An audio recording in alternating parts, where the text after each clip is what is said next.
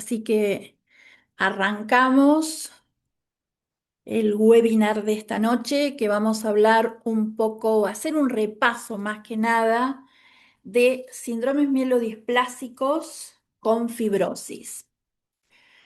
Un poco la agenda, vamos a ver un poquito de historia, las definiciones, los grados, el fenotipo, un poco del manejo, el pronóstico y algo de la experiencia nuestra y de Brasil, que fueron dos trabajos publicados. Así que bueno, a modo de introducción, vamos a decir que uno cuando se imagina la fibrosis en la médula ósea, tengo mucha imaginación, me imagino una fábrica que está perdiendo a sus empleados y que está llenándose de paredes de concreto. Más o menos así me imagino la médula con la fibrosis. Por suerte representan el 10 al 15% de los casos de todos los síndromes mielodisplásticos o las neoplasias mielodisplásticas. Es una enfermedad predominantemente de adultos y con una mediana de edad de los 70 años aproximadamente y que se asocia de forma independiente con un peor pronóstico en realidad, una alta dependencia transfusional y un riesgo variable a su progresión a leucemia, que vamos a ir viendo cómo están relacionados con el grado de fibrosis y los blastos. Se define, se definió puntualmente en el 2022 como una entidad separada dentro de grupos morfológicos porque en realidad necesita el diagnóstico citológico de la displasia más el de la anatomía patológica, donde tiene que haber una visualización muy rigurosa de la fibrosis, que tiene que tener un grado de 2 o más de 2. Hubo a través de la historia un montón de aproximaciones con una cantidad de términos, de criterios inconsistentes, inclusiones de diferentes espectros que pasó para la leucemia aguda hasta síndromes reactivos a través de todo este tiempo, hasta que se encasilla en el 2022 como una entidad morfológica. Ahí en el 26 se hacen las primeras descripciones y se las denomina como anemias refractarias. Posteriormente, en el 63 aparece como la mieloesclerosis maligna. Posteriormente, bueno, en el 76 y 82 empieza la clasificación FAB, donde le da la entidad a las mielodisplasias y empieza la primer descripción ya con la coexistencia de esa displasia hematopoyética en la fibrosis medular con una descripción de Sultán que hace un par de casos clínicos, unos 8 casos clínicos, pero que también los categoriza como formas de leucemias agudas. En el 99 la clasificación de la OMS la excluye, queda excluido como entidad relegada como una mielodisplasia inclasificable. Eh, con los primeros trabajos de Pagliuca antes del 1990, describe un par de casos donde empieza a asociar la diferencia entre la fibrosis, la mielofibrosis idiopática y como una entidad de mielodisplasia con fibrosis, donde encuentra una visceromegalia ausente, donde encuentra la displasia trilinaje, donde no hay una hematopoiesis extramedular, donde aparecen las fibras colágenas y una supervivencia acotada con una mediana de unos 30 meses aproximadamente.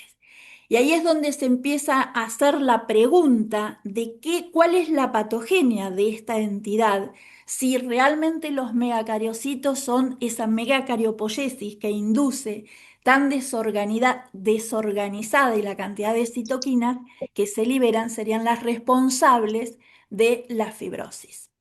Hasta que en el 2016 se identifica la mielofibrosis como un tipo no clasificado, ¿verdad? Subclasificado en SMD.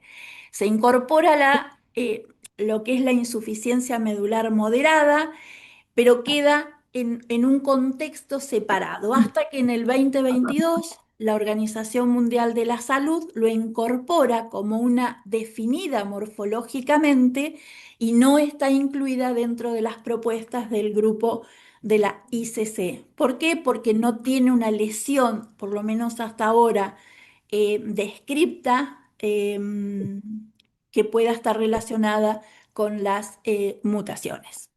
Así que bueno, ¿cuándo aparece? Es la pregunta. Hay un trabajo que se publicó en el 2014 que analiza la fibrosis medular en dos momentos claves, que es en el momento del diagnóstico y la evaluación en este trabajo a través del tiempo, y lo que observa es que la progresión de esa mielofibrosis 2 o 3 uno puede verla con una mediana de tiempo de 22 meses donde desarrolla la fibrosis, y este grado 3 o 4 está alrededor del 4% en las distintas publicaciones. Una vez que se instala esta fibrosis grado 2 o 3, la mediana de tiempo hasta la progresión es muy corta, de unos 9 meses aproximadamente. Entonces uno se plantea cuál es la patogenia de la enfermedad. Aunque la fisiopatología no se entiende del todo hoy por hoy, existen teorías que pueden estar relacionadas con la mayor producción, ¿sí?, de citoquinas, los megacariocitos y las plaquetas. Y se ha creado, se ha sugerido que el factor transformante beta es un potente estimulador de la síntesis de colágeno. Como vemos acá, la biología podría ser un microambiente alterado donde el factor de crecimiento transformante beta estimula, por un lado, la síntesis de colágeno. Por otro lado, el factor de crecimiento fibroblástico B va a proveer o promover la angiogénesis y la osteogénesis, y por otro lado el factor de crecimiento derivado de las plaquetas estimularía la proliferación de fibroblastos. Entonces se genera una reacción fibroblástica secundaria con activación de fibroblastos normales no clonales, aumento de la densidad y el depósito de la matriz, con una fibrosis completamente reactiva y una displasia clonal como eje primario del problema. Se definieron los grados de fibrosis porque no todos los grados son iguales. Entonces, la escala de Manojaren evalúa en diferentes grados. Sabemos que aproximadamente el grado 1 o 2, que es la leve o moderada, estaría presente alrededor del 50% de los casos de CMD. El grado 3, la difusa, está presente aproximadamente en el 10% de los casos, mientras que la del grado 4, severa, está presente en menos del 2% de los casos. Para definirlo, un síndrome verdaderamente distinto, tenemos que ver más allá de lo que es las leves y moderadas, sino la grado 3 o más. ¿Por qué? Porque no todas las mielofibrosis son iguales, se comportan de diferente momento. Unas, las de menor grado únicamente, son las típicas fibrosis como un epifenómeno, mientras que las mayores, las de grado 3, es la de, como definición estricta, un fenotipo verdaderamente diferenciado y de alto riesgo. La importancia de esto es la biopsia. Es importante una buena toma de muestra, porque una médula fibrótica por naturaleza estructural, esas biopsias superficiales generan falsos positivos, y es imperativo realmente en la evaluación del tejido hematopoyético y requiere una profunda y central biopsia, es decir, con buena calidad. Bien, ¿cuál es el fenotipo? Tenemos en sangre periférica situaciones casi invariablemente esas citopenias, organomegalias que están ausentes, una supervivencia global marcadamente reducida y una respuesta terapéutica generalmente un poco refractario al tratamiento. Y como único tratamiento curativo es el trasplante de médula ósea. Aquí hay un par de imágenes. Bueno, simplemente sacadas de la literatura, donde muestran sangre periférica, médula ósea y la biopsia de médula ósea, bueno, en este caso, aumento de los precursores eritroides y en esto los megacariocitos displásicos y la disminución de los precursores mieloides y como artefacto en la última de aplastamiento irregular. La pregunta es si todos los fenotipos o todos los subtipos de SMD tienen el mismo comportamiento.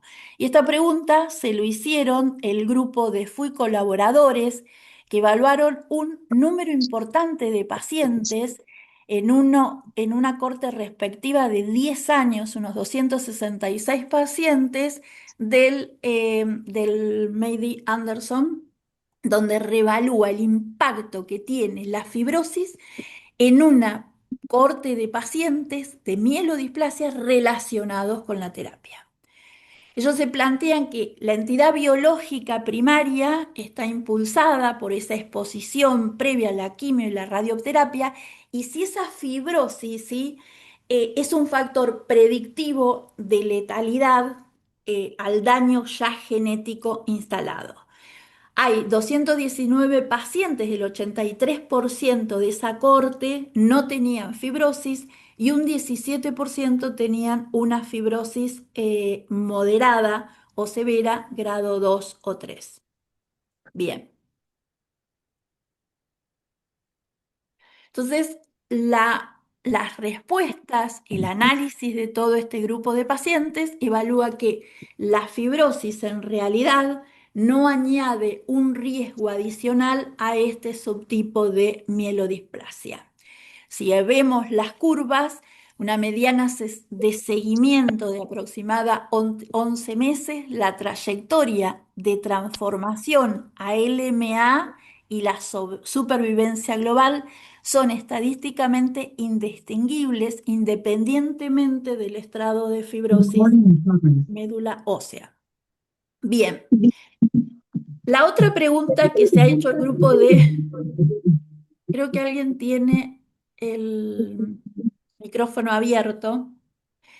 Bien, la otra pregunta que se han hecho los investigadores es si realmente los grados de fibrosis tienen impacto en la sobrevida y cómo se comportan realmente esto. Este es un trabajo de Melody que utiliza la base de datos donde un número importantísimo de pacientes, es de un registro de 2.600 pacientes, y evalúa que la fibrosis grado 3 son anteriores a estas publicaciones, así que los nombres de fibrosis de médula ósea adquieren el término que se utilizaba en ese momento, pero el número de pacientes con una fibrosis grado 3 está alrededor de un 4% para los investigadores.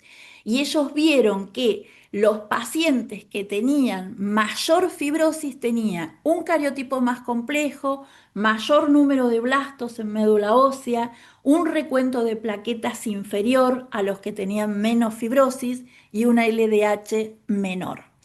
Así que las curvas entre los grados 0 y 2 con una mediana de 24 meses a 39, mientras que los del grado 3 la mediana era de 17 meses. Perfecto. El grupo español hace un trabajo, publica un trabajo allá en el 2020 aproximadamente, donde evalúa un trabajo prospectivo con una corte de 77 pacientes con SMD primario, donde hace una evaluación histológica con biopsias de médula óseas estandarizadas en 17. El 22% de esos pacientes tenía una fibrosis grado 2 por la estratificación de la fibrosis por consenso europeo. El entorno celular lo que evaluaron es la P53 en inmunohistoquímica y el dosaje sérico de citoquinas y quimiosinas. Y evalúan la secuenciación de 111 genes relacionados con cáncer en 70 pacientes de esta evaluación. Ellos lo que encuentran es en el fallo eritropoyético una correlación positiva con las transfusiones en las primeras 16 semanas, un estrés del hierro y la eritropoyetina con aumento de la ferritina sérica y aumento de la eritropoyetina, y como marcadores moleculares encuentran una mayor asociación del expresión periférica del gen del tumor de Wilson 1.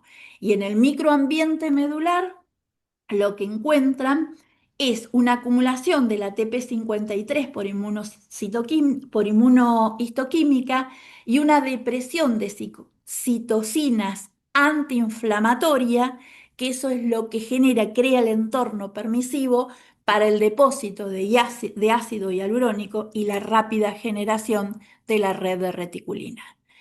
En este mismo trabajo encuentran que las mutaciones de splicing, la metilación del ADN, las vías de señalización y las modificaciones de la cromatina estuvieron presentes, y encuentran que el 31,5% de los pacientes con fibrosis grado 2 o más tenían mutaciones en los genes de la coesina versus el 5% de los pacientes que no tenían fibrosis.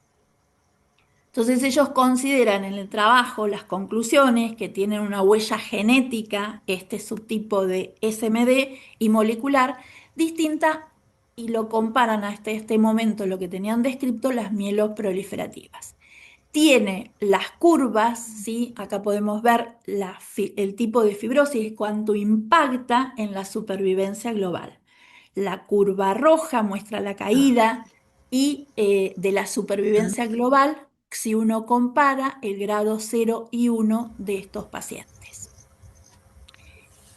Posteriormente, siguiendo un poco de los hallazgos moleculares o los hallazgos en el subtipo de SMD secundario a terapias, encuentran que la monosonimia del 5 y la del 7 se encontraron en mayor frecuencia en este tipo de corte de pacientes de las mielodisplasias secundarias a tratamiento.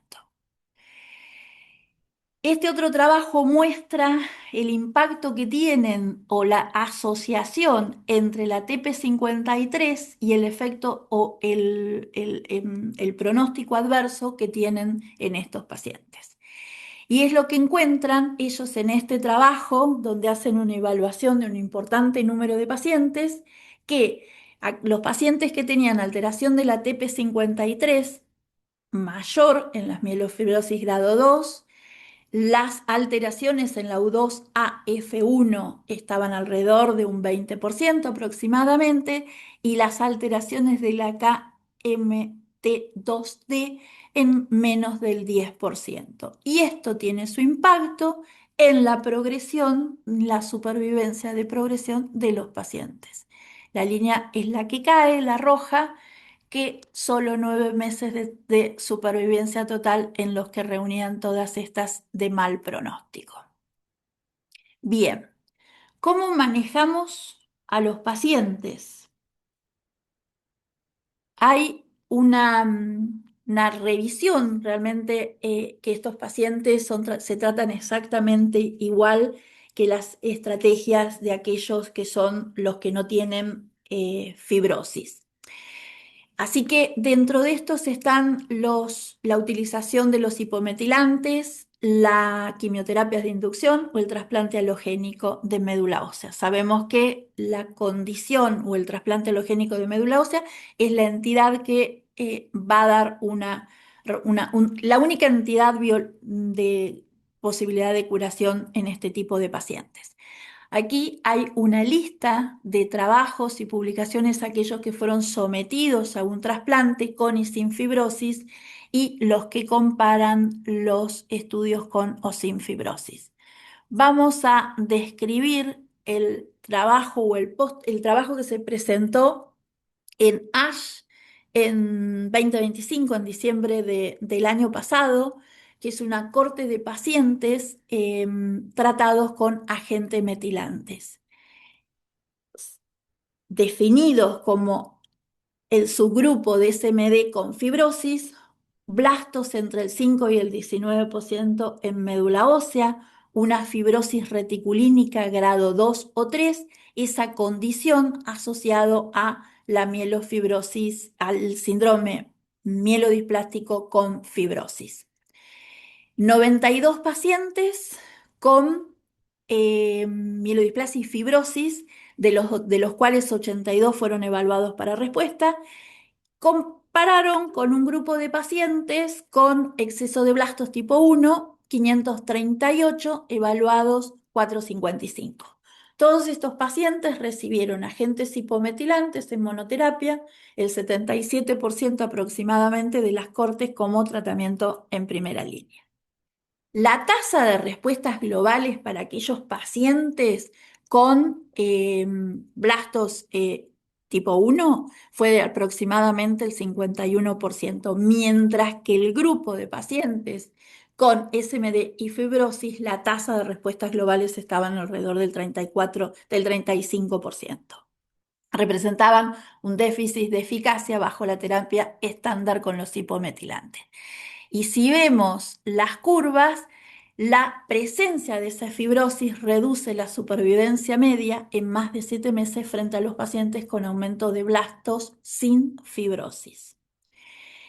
Si vemos la toxicidad que tuvieron estos pacientes, encontraron que la neutropenia grado 4 tuvo más estuvo presente más en el grupo que tenía fibrosis, la trombocitopenia, grado 4 de igual manera, y las complicaciones infecciosas, grado 3 y 4, documentadas.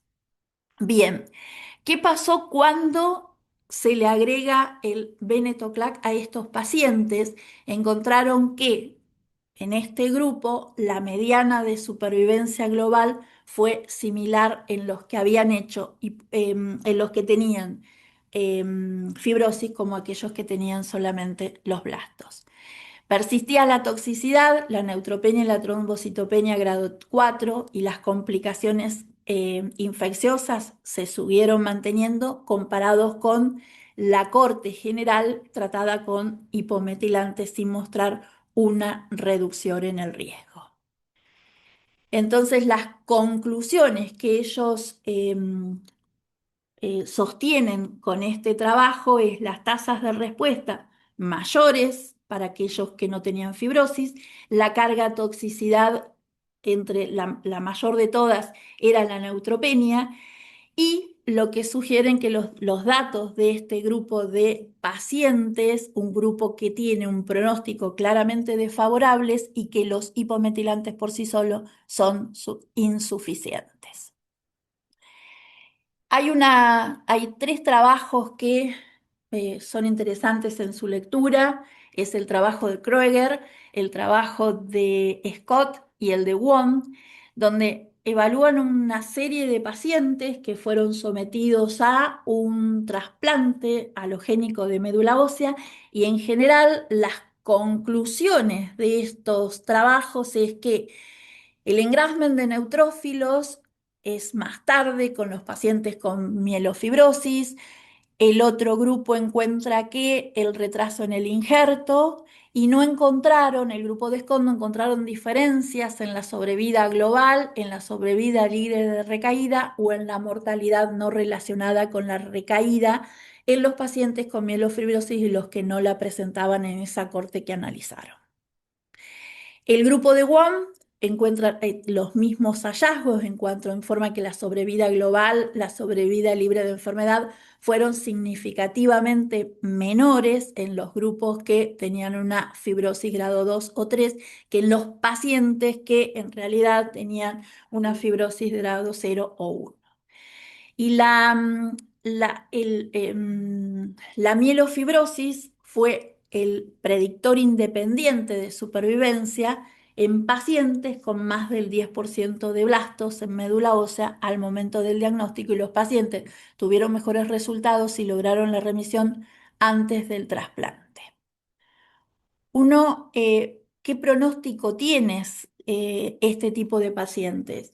Realmente tienen una supervivencia global reducida, tienen una mediana significativamente menor en comparación con aquellos que no tienen fibrosis, una falla medular acelerada, esto genera las citopenias severas, ¿sí? Las infecciones, las trombocitopenias, las necesidades de transfusión, una mayor tasa de transformación, ¿sí? ¿Y cuáles son los factores claves que determinan ese pronóstico individual? La citogenética y la genética molecular, que es el factor más crítico, el cariotipo de alto riesgo, las alteraciones moleculares de mal pronóstico, el porcentaje de blastos en médula ósea y la severidad de las citopenias.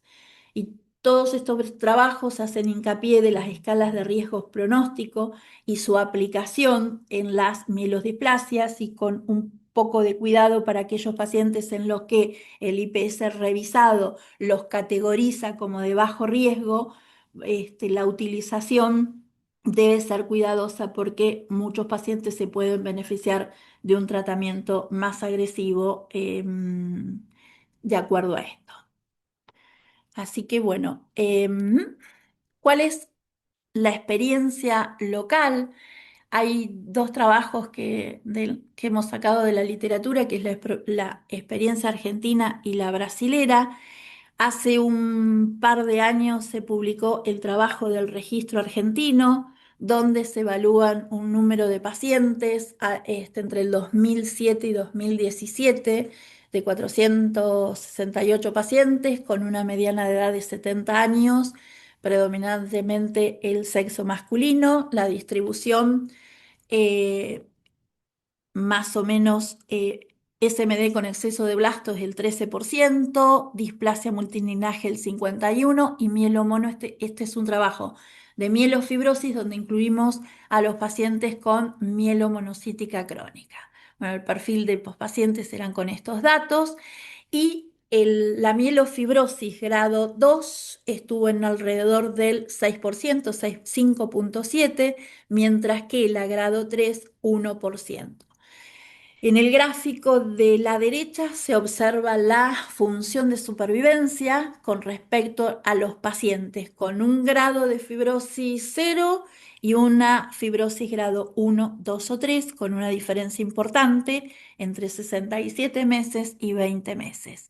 Si llevamos a las curvas de supervivencia, vemos que los pacientes con fibrosis grado 1, 2 o 3, la mediana es de 20 meses comparado con 67 de aquellos pacientes que no tenían mielofibrosis. El grupo brasilero muestra la experiencia sobre los biomarcadores y la sobreexpresión de la TP53 en un grupo de pacientes, 73 pacientes que estaban categorizados según el IPS revisado en bajo riesgo, eran pacientes del Hospital Universitario de Referencia del Noreste de Brasil, una mediana de edad de 65 años. Bueno, ahí están desglosados los tipos de displasia, unilinaje o multilinaje, y los datos clínicos recolectados fueron el cariotipo, el hemograma, el recuento de blastos, el grado de fibrosis y la evolución o a LMA o a muerte. Ellos lo que encuentran es que la fibrosis y la TP53, casi el 56% de los pacientes con fibrosis severa presentaban una alta expresión de la TP53, comparado con el 19% de los pacientes que no tenían fibrosis y expresaban la actividad de la TP53. Y estas fueron las curvas y las conclusiones clínicas de la sobreexpresión de la TP53 por sí sola constituye un factor de riesgo independiente masivo, diferenciando drásticamente el potencial evolutivo dentro de la misma corte del bajo riesgo. Así que como conclusiones podemos decir que las mielodisplasias y las mielodisplasias con fibrosis representa un desafío clínico complejo, afectando un 10 al 20% de los pacientes que fueron diagnosticados con SMD. Cuando aparecen las fibras colágeno de reticulina, la médula ósea se altera radicalmente y compromete realmente la enfermedad convirtiéndola en aún más agresiva. Pronósticos independientes adversos, la fibrosis compromete drásticamente la sobrevida global de estos pacientes y acelera la progresión hacia el LMA. La falla medular acelerada, el tejido fibroso constituye el nicho hematopoyético normal y agrava exponencialmente las citopenias periféricas.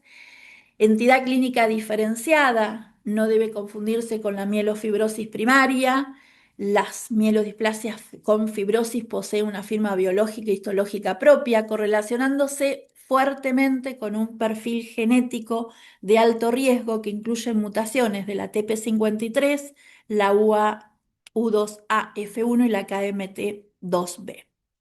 Un limitado como tratamiento curativo, solo el trasplante de células progenitoras hematopoyéticas, la cura real de esos pacientes con fibrosis severa que presentan peores tasas de éxito post-trasplante y mayor recaída. Y esta es la foto de hace poquitos días del Congreso de Trasplante de Médula Ósea de Brasil, donde Englan hizo su reunión del simposio. Así que bueno, esta es mi presentación. Muchas gracias y dejo de compartir.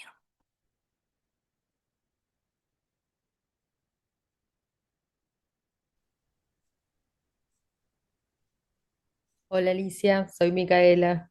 Hola, Mica, ¿para Qué qué? maravillosa presentación, un review excelente. Muchas gracias Alicia por llevarnos por todo el terreno de la fibrosis en M10. Yo te quería preguntar, ¿por qué crees que, a diferencia de los scores que utilizamos en mielofibrosis para pronósticos, ¿no? Que utilizamos para la toma de decisiones en nuestros pacientes, no han incorporado en el IPSS molecular la fibrosis en M10? Creo que todavía, por lo menos lo que dice la literatura, no tiene un patrón molecular definido y creo que por eso no está incluido en lo que es el score de riesgo. Después de haber leído toda esta cantidad de papers, que son muchas publicaciones anteriores, hay no tanto después del 2022, cuando la WHO ya las define, no hay gran cantidad de trabajos masivos donde uno los ponga por score de acuerdo a las mutaciones. Creo que por eso es que no está dentro del score de riesgo. Mi humilde opinión, ¿eh? Hola Y Alicia, ¿qué hola, tal? Ali, ¿puedo? Hola Alicia, Carolina. No. Ah, no, bueno, vamos a hacer una charla un Procede, poco Carolina, yo voy privada. a tercero, pues, ok. Bueno, no, yo nada, felicitaciones, Ali. Me encanta nos encanta, creo, a todos que haya relevado información de Latinoamérica, que eso es entusiasta y estaría buenísimo que actualicemos los datos. Mm, Por el otro lado, en base un poquito a la pregunta de Mica, tenemos que recordar un poquito también el concepto del IPCS revisado en su momento, que hizo como un ajuste sobre el IPCS revisado, una cuentilla, y ahí es como que también salió a colación en un montón de trabajos y en ese periodo, es que no es de rutina en muchos países hacer la biopsia y evaluar la fibrosis. Entonces eso también es un dato que limita un poco la incorporación completa de la mielofibrosis en la escorificación de riesgo de los pacientes. Es interesante que haya sido reconocida por la WHO, pero solo en el contexto de los blastos, pero creo que eso también es limitante. Y también lo que decía un poquito el doctor, ay, perdón, ya me va a salir el nombre, es que hay todo un grupo de fanáticos de la aminodisplasia que quieren sacarlos de la aminodisplasia a los pacientes con fibrosis y ponerlos dentro del subtipo morfológico de overlapping de aminodisplasia aminoproliferativo. Entonces, eso exactamente. también lleva un poquito toda la discusión, ¿no? Sí. Y a pesar de que están estadificados el gradiente de fibrosis de médula ósea, no hay un consenso ni todos informan de la misma manera. Por eso hay unas Totalmente. discrepancias entre el 1, 2 y hay tanta cantidad de 0 y 1. Si uno lee los trabajos retrospectivos, la fibrosis está presente casi en el 80% de las punciones de médula ósea. Entonces ahí empieza la discrepancia con eso. Hola Alicia, gracias por tu Sí, conferencia Juan. también. Feliz de oírte, excelente, ¿verdad? Brillante, muy completa. Me uno un poco aquí al coro de ciertos aspectos no técnicos, ¿no? Como tú comentabas con el grupo colombiano que estuvo revisando el paper hace poco que ya se envió a Ash, mira, el porcentaje de casos que no se hace biopsia es grande. 20% de los casos, 30, 25 no tienen biopsia y muchos hacen rely en lo que es el mielograma, ¿no? Un aspecto que me imagino que es común a muchos países latinoamericanos por un lado. El otro aspecto que comentaban desde el punto de vista vamos a decir, de pronósticos, si hay clasificaciones viejas, la CPSS contemplaba grados de fibrosis, pues.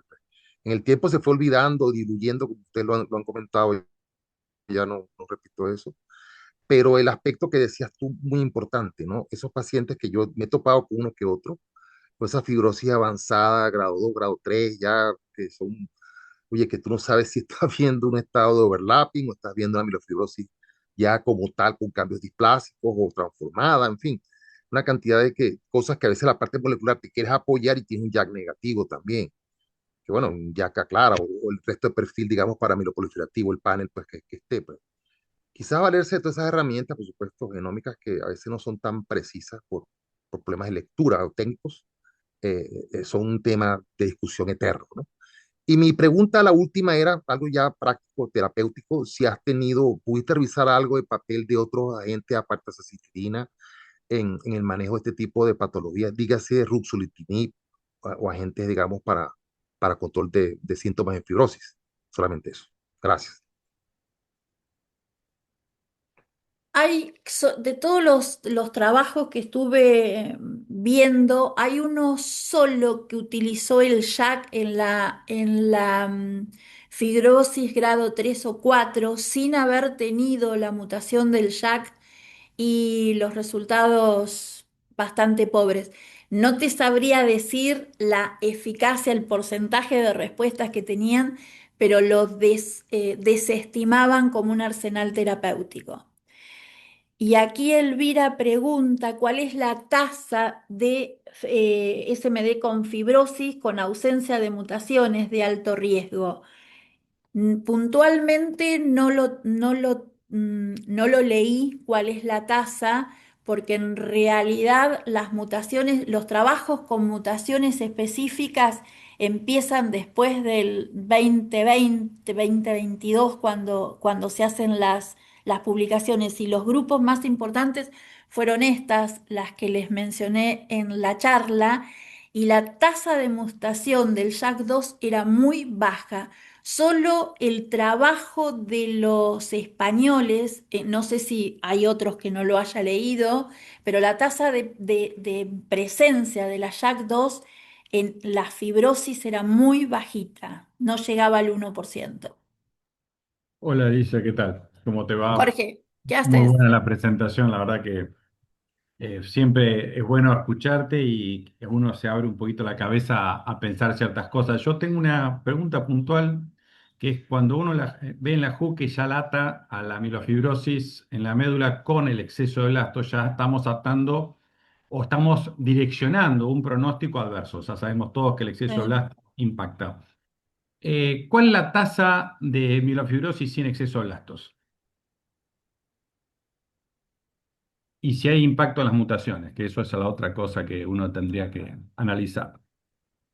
¿Tiene impacto las mutaciones de alto riesgo? Sí, y el porcentaje de los que no tienen blastos, no lo recuerdo exactamente, no lo sé, no lo tengo, no lo tengo presente, Jorge. No sé si has revisado el tema o si lo conoces, no lo tengo No, me parece que presente. estaba acá, no sé si estaba Julieta, que presentó esta semana su monografía con mielofibrosis y Ajá. analizó 55 pacientes con fibrosis y sin fibrosis con NGS. Capaz que tiene, pero De, igual no había. de tu grupo, Jorge. Sí, sí, sí. Ajá. Hola, sí, acá estoy. No, sí, el Ah, impacto era por los blastos. ¿Cómo están? Mucho gusto. No me acuerdo el número, pero sí me acuerdo que un trabajo recalcaba que era peor el pronóstico en los pacientes con fibrosis con blastos que sin blastos. Todo esto antes de del 2022, la nueva clasificación. Y después otra sí. cosa, estaba buscando en mi trabajo de mutaciones de alto riesgo, por lo menos en estos 55 tengo 20%. No, no leí que los hayan clasificado como mutaciones de alto riesgo en otros trabajos y bueno, sumando los porcentajes no me acuerdo, pero por lo menos en esta corte nuestra de 20%. Bien. El porcentaje no lo sé, pero sí todos los trabajos al menos que se presentan, evalúan el impacto entre el exceso de blasto y la fibrosis y realmente los que tienen un exceso de blastos tienen un impacto sumamente negativo. ¿M?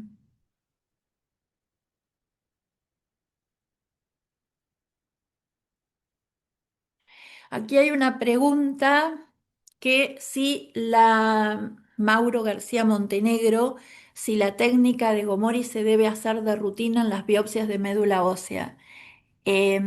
Estimo que sí, por lo menos viene. Ah, no es una pregunta. Bien. Ah, No, es él es una patólogo, Mauro. afirmación. Está bien. Está. Esto que vos haces esa observación y que hacían en que en muchos centros no se hacen biopsia, cuando uno tiene un trial de M10, en general no te exigen la anatomía patológica y no les interesa la fibrosis para la clasificación, para la estratificación de riesgo en los criterios de inclusión del paciente. Solamente te exigen una anatomía patológica si uno no pudo aspirar bien, no pudo tener un buen extendido. En los trial. Exacto, en los Claro. sí, sí. No es un criterio de Sí. inclusión ni exclusión. No, Alicia, claro. Sí. Jorge. una cosita, partiendo de toda esta información que se está volcando y que nosotros tenemos alguna herramienta, había hecho un trabajo ya en fibrosis a partir del registro, me parece, y la verdad que había una intención de ampliar la casuística, mirar algunas cosas que tengamos como para poder ver cuál es la experiencia nuestra, porque obviamente siempre uno está interesado en tener datos propios. No sé si Exactamente. digamos, te tenías planteado, porque me parece que había estado vos y Caro con esa propuesta. Sí, el trabajo que presentó, que era un trabajo integrador final, la doctora Russo, que está entre los autores y Carolina, que fue creo que en el 2018, 2019, no me acuerdo. Y la idea es esta, de continuar ese trabajo y hacerlo a través del registro de GLAM. Así que es un buen momento para invitar a todos los participantes a que reporten al registro para poder hacer algo cooperativo.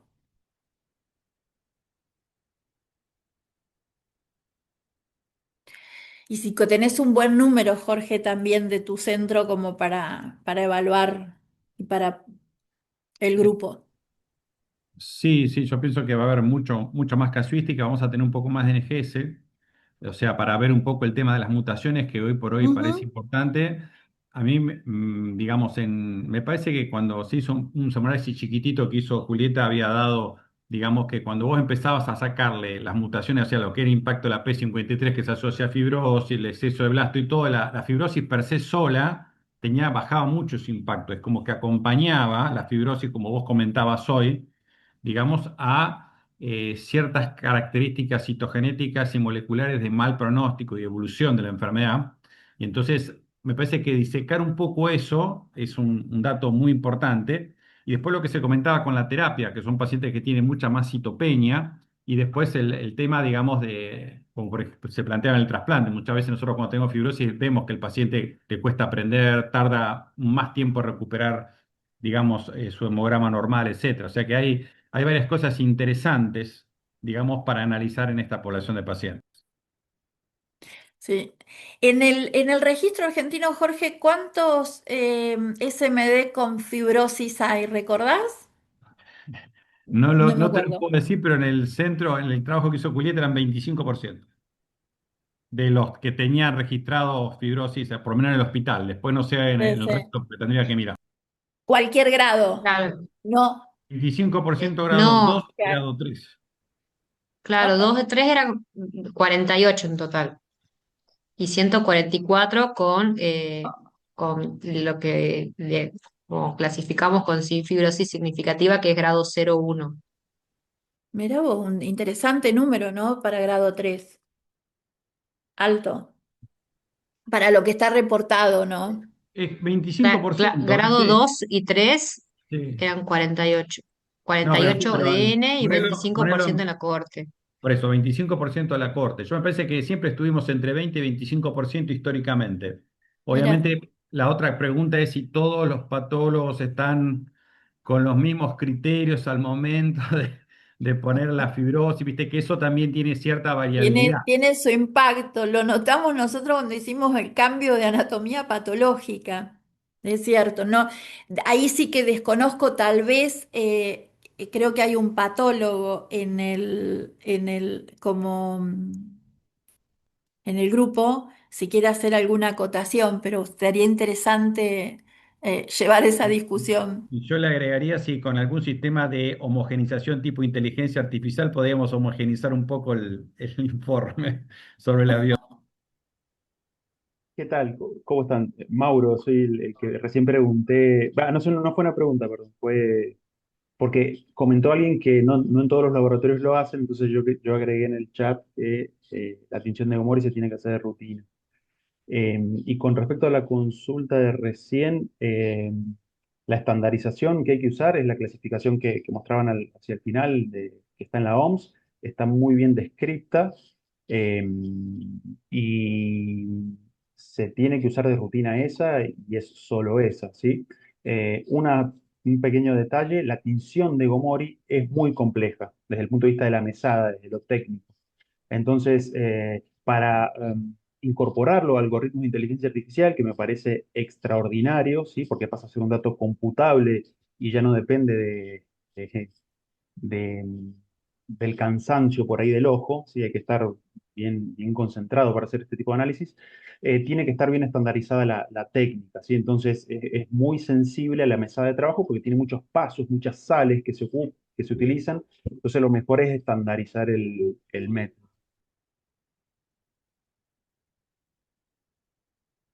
Bien.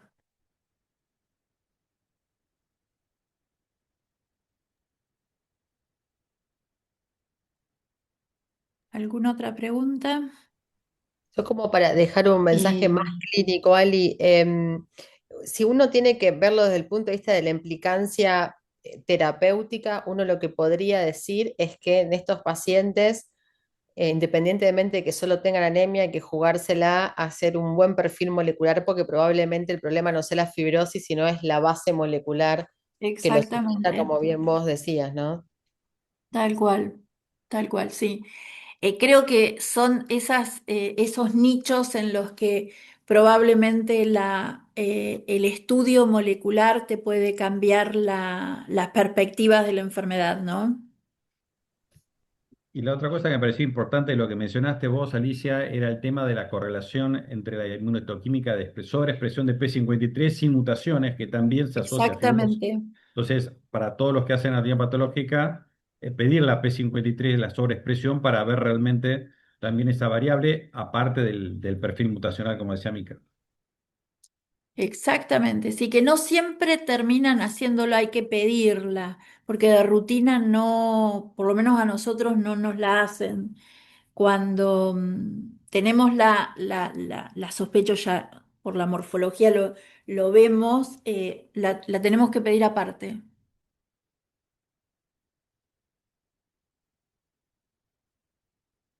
Sencilla y tiene, por lo menos los estudios muestran la correlación, ¿no?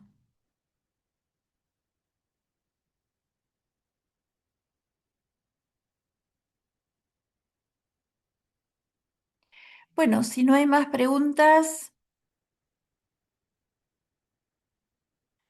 nos encontramos el mes que viene en la próxima reunión.